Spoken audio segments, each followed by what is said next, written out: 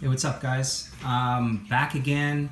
Today we're going to do something kind of interesting because we're going to talk about some earphones that fit in a price range that I believe is hugely competitive and potentially offers you much better than you might get just below it, and a little bit worse than you might get a little bit above it. I'm talking about earphones, IEMs, that fit within the $50 to $70 range. Excuse me. And there's a number of them that I have. What I find I have in common, or what I find they all have in common, is that I like them all, but for different reasons. Some of them play really well with vocal music, vocal-centric music. Other ones play really well with EDM and hip-hop and things of that nature, which has like a real strong bass presence and needs you to feel that groove in order to really get the most out of the music. Some of them are in between. So there's a few here. I have already talked about the SHOZY Hibiki, but I love this guy, so I'm bringing him into the fold again. And this is one that retails for about $59 USD. We got the Tin Audio T2. I don't know how much this guy costs. Probably around the $50 mark at regular price, but you can get this guy on sale for, I don't know, $35 to $45 sometimes. I know during the Chinese New Year they went down in price. I guess all of these guys do, and to some degree. This is the AUGLAMOUR or AUGLAMOUR RT-1. Beautiful IEM. Looks metal, is actually a hard plastic, but yeah, this guy is somewhere between $50 and $60. I think more in the closer to 50. And this is the Whizzer A15. This is the first version. They came out with the A15 Pro, which is tuned, I would say, dramatically differently. But this is the version 1 of it. So let's break it down. I almost forgot. This is maybe too popular to be considered chi-fi. I don't know, but this is the FiiO or FiiO F. Which one is this? F5? Yeah, right? Yeah, it's the F5. This is their single dynamic driver IEM. This retails for approximately 65, maybe. So this is one of the more expensive ones. And the Whizzer is somewhere around that price as well. So there it is. Let's break them down. Okay, so the Whizzer is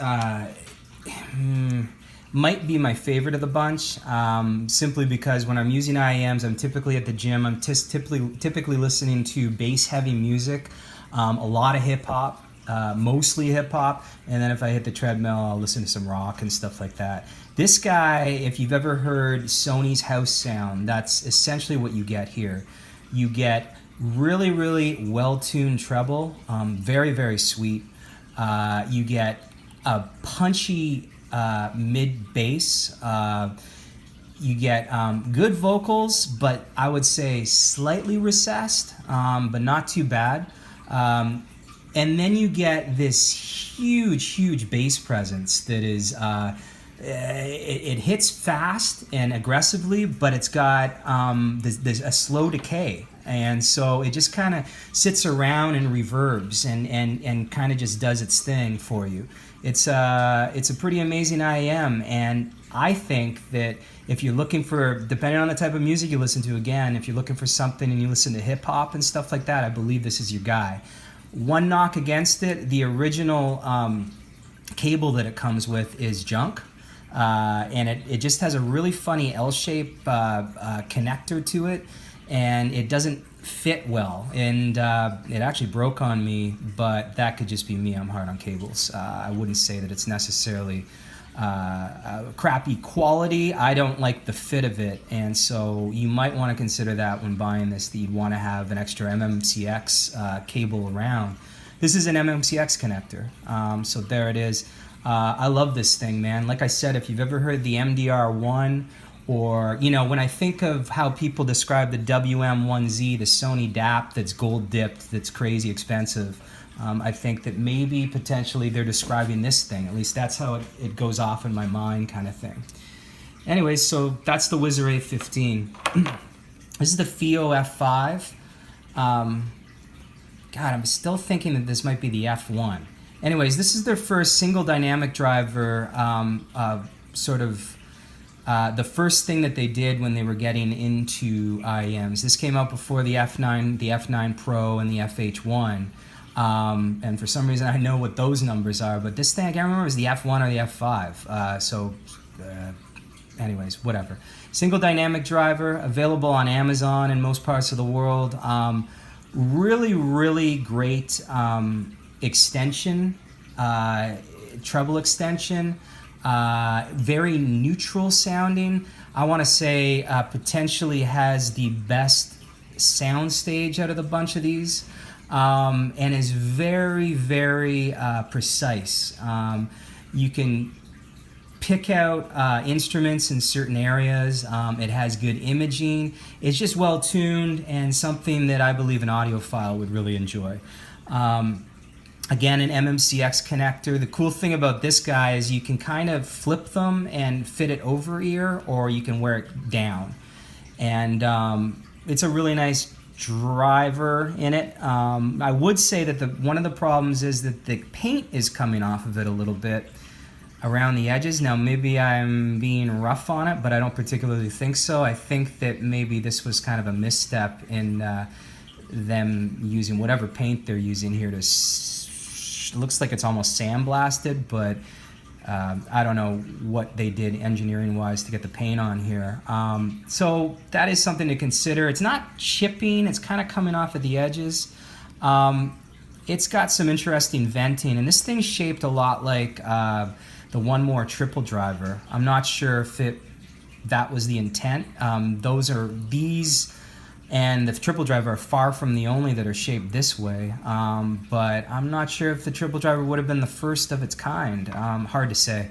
Anyways, it is kind of shaped the same, so it does kind of fit the same, and it kind of just sits on your ear and fits in, but doesn't necessarily offer the type of isolation that the Whizzer does, due to the way that it fits, I suppose. But anyways, this is an excellent sounding IEM, and again, it's a toss-up depending on what you listen to. I'd say this thing caters more towards maybe the rock crowd. It has good bass presence, good mid-bass presence, but not quite as much sub-bass as the Whizzer, and it decays a little bit more quickly. It kind of it comes at you a little bit quicker, although the attack is pretty quick. The decay is slower on this guy. This guy decays a little bit more quickly, so it's not going to stick around, but it can be tuned really well. It responds really well to EQ, and it comes with a balanced cable. So you get a balanced cable and a cable with a mic and volume control and stuff like that. So it does come with two cables. That's pretty cool as well.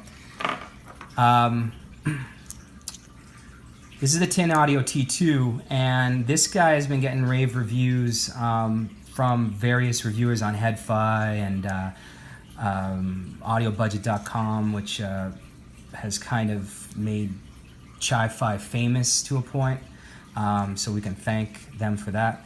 But this guy is really, really flat sounding. Now, I'm not going to say flat as in uninteresting. It does amazing with vocals, really, really amazing.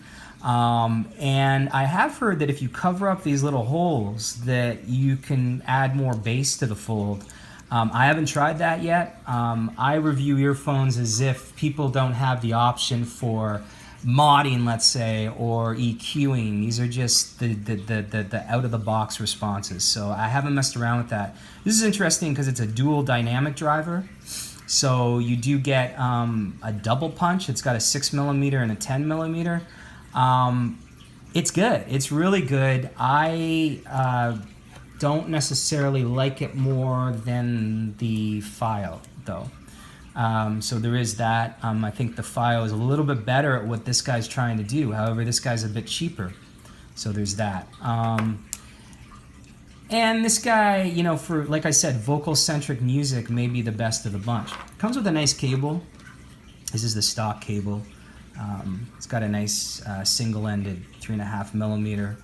Yeah, and this is an MMCX connection too. Moving on, RT-1. This is the AUGLAMOUR. They make a, is this the RT-1? Or is it the RX-1? Anyways, this is a really interesting design, and really what initially attracted me to it was the fact that I had their earbud, which is either the RX or the RT, and it was really, really good. I mean, it punched way above its weight and sounded as good as some of the best earbuds around. Definitely like sort of a grade A earbud experience, and really great imaging. So I picked up this guy. This guy's different from these past three that I've talked about because it has a balanced armature and a dynamic driver. It's quite good as well, and it does have a good soundstage. However, it is not as malleable as the other guys. If you're listening to poorly recorded recordings, then this guy might not, it might get a little bit grainy in trebleville. It's not, it's very resolving because of the treble tuning in some cases, but I would say that it leans more towards warm than neutral, but it's close to neutral. And it just, the treble loses its way a little bit on certain songs, so it maybe doesn't have the balance of the FiiO, for example. It's maybe not as fun as the Whizzer A15. So I don't know where it fits, but it is good. It is very cool looking. If you think it's cool looking, if you don't, then maybe you think it's terrible looking. I don't know. It is a 2-pin connector instead of an MMCX like these other guys. Some people like 2-pin connectors better. I am of that mindset. I think that the 2 pins are a little bit safer, I want to say, and potentially offer a more snug experience that's less likely to break. But there's that. So these guys are good. There's nothing wrong with them inherently. It's just that the treble, I find, loses its way a little bit on poorly recorded stuff. For example, a hip-hop album, Pusha T's new album, Daytona, which just came out. It's all produced by Kanye West. It's great short record, 7 songs, but it is not necessarily engineered that great and sounds a little harsh on these guys. So that was kind of interesting to me. Could be just a result of the balanced armature tuning. I don't know. Anyways, that's that. And lastly, I've already talked about these guys in a couple of other videos, but I really do love these. Like I said, I think I said, they retail for $59. They come with a, I believe, to be the best cable of the bunch. It's got a little inline remote on it that, although I'm not a big fan of them, might come in handy for certain people.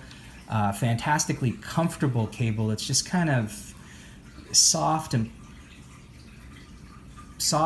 just kind of rests on your ear and folds nicely to it, but doesn't offer too much pressure for people that may have issues with over ear, but are looking for a good fit and a good seal for something noisy commutes or the gym potentially or something like that. These are wonderful.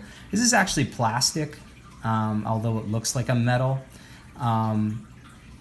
And these guys just have a really balanced signature with a good mid bass. They're very clear. I would say maybe clarity wise the best of the bunch.